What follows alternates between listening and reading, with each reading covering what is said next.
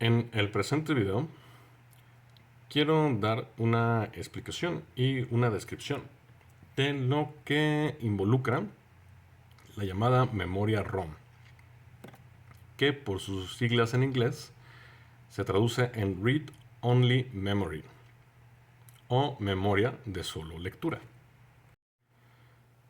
En principio, esto engloba una arquitectura, un circuito electrónico que de alguna manera puede albergar un código binario sin la necesidad de energía eléctrica, a diferencia de su compañera, la RAM, la memoria RAM,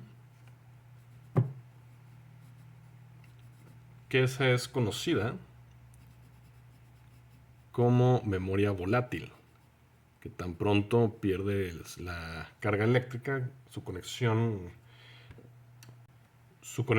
a energía eléctrica, toda la memoria albergada en la RAM se pierde. Por lo tanto, se le llama, por eso el nombre de volátil, mientras que la ROM no.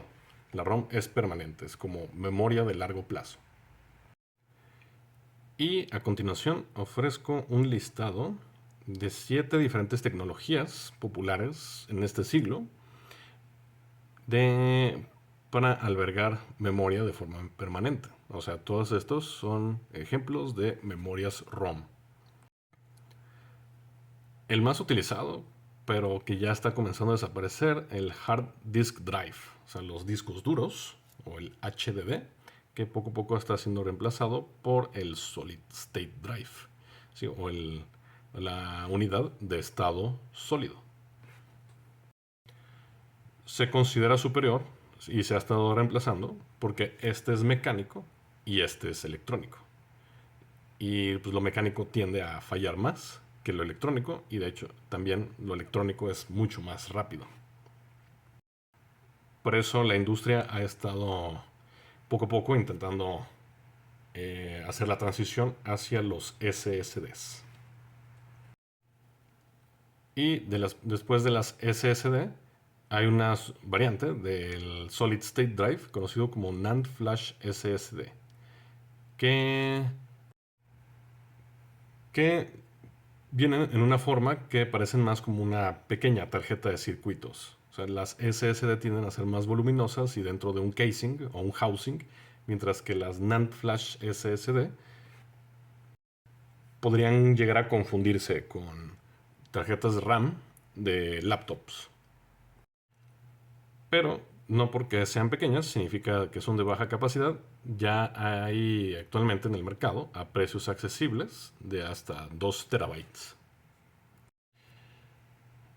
En el cuarto lugar tenemos pues el que todos conocemos, el llamado USB, o por sus siglas en inglés, Universal Serial Bus. Que más que nada, por algo le dicen a USB le dicen el flash, porque el USB se refiere más directamente al puerto o al socket de conexión, que actualmente ya lo utilizamos como un estándar. Ya básicamente todos los dispositivos, al menos ciertos periféricos como las impresoras, los mouse, los teclados, ya utilizan todos USB, que ese puerto ya se volvió el puerto de comunicación universal entre un periférico y la propia computadora. Quinto lugar, tenemos también las conocidas tarjetas SD o Secure Digital Card, que pues son también un tipo de flash que es muy similar a la USB, al menos en funcionamiento general, pero utilizan un puerto distinto al USB.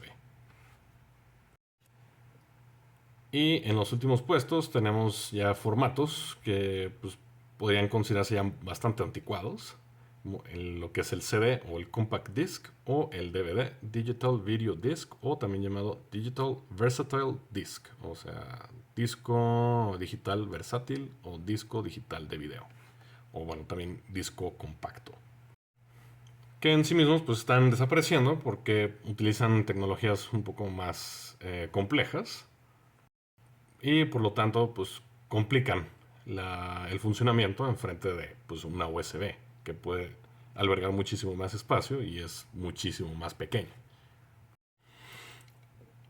Y antes de continuar, quisiera hacer mención de el tipo de puerto que utilizan los dos tipos de ROM principal, ¿sí?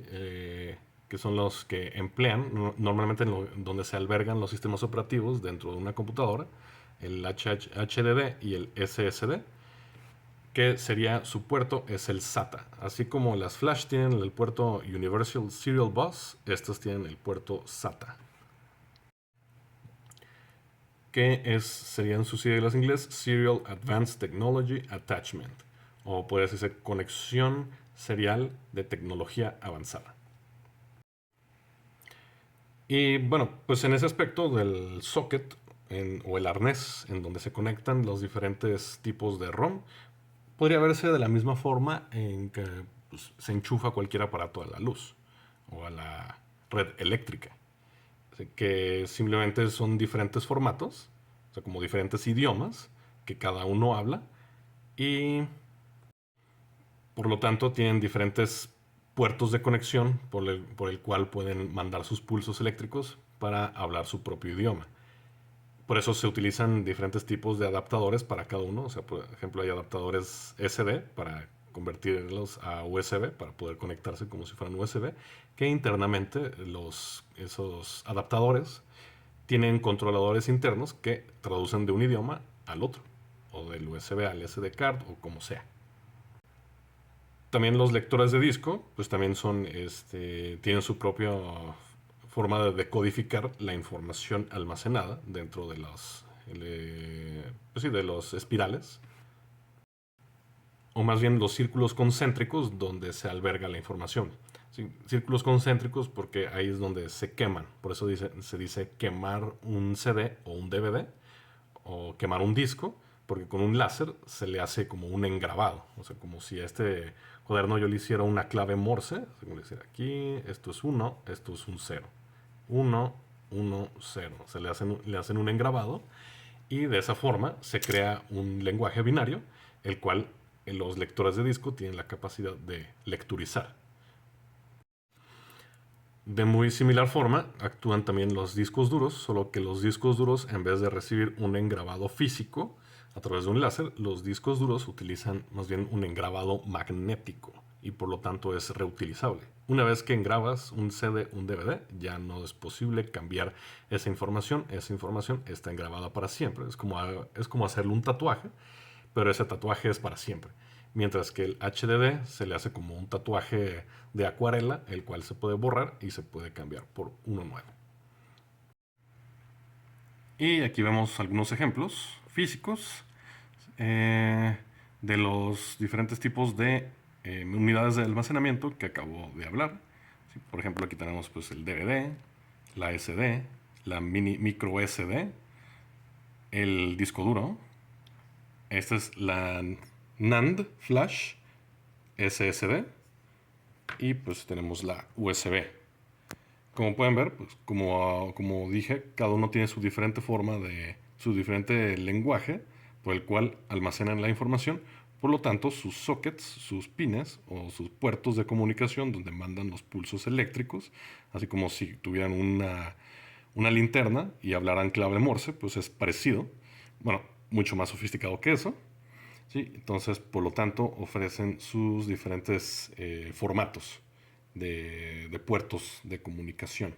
Y en este caso, el disco duro, este es el SATA, que normalmente lo vamos a ver junto con un cable como estos, que es donde se conecta. Este es el puerto de comunicación y este es el puerto de alimentación. Aquí se alimentan de positivo y negativo, de corriente directa, para energizar los circuitos internos y el motor interno que tiene para hacer girar los discos, y el actuador, que es como un bracito, que es el que lecturiza los bits magnéticos engravados en los discos duros. ¿Sí? Entonces este sería el cable, ¿sí? Como pueden ver, pues tiene también los puertos. Y este sería el de alimentación.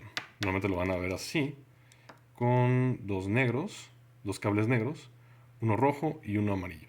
Los de colores son los positivos y los negros son las polaridades negativas. Y pues estos serían solo unos ejemplos, o sea, formas de almacenar información de forma permanente utilizando circuitos electrónicos.